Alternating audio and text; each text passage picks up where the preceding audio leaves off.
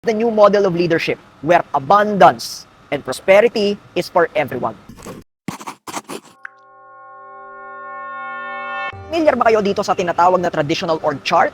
Pero itong totoo. Alam kong common ito, but doesn't mean it's right. Personally, I believe in a reverse structure.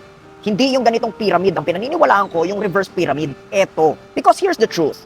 The biggest load really is carried by the base. The employees. Sila yung mga nasa field, sila yung araw-araw sumasalang. So dapat, sila rin ang may malaking hati sa budget. The CEO, isa lang naman yan. Wala naman siyang kahati. At kadalasan, with the right system and delegation, may time freedom na rin yan sila. In the real world, time has a price. That's why personally, I believe in a reverse pyramid structure. Ito yung structure na pinaniniwalaan ko.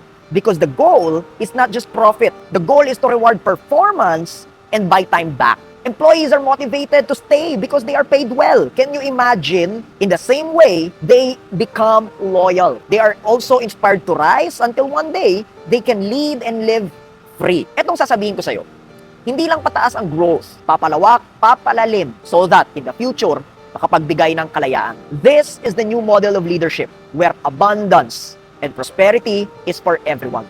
Trust me on this because I'm a CEO myself. We know what we're talking about and we've been practicing it, and in return, we've been getting good data.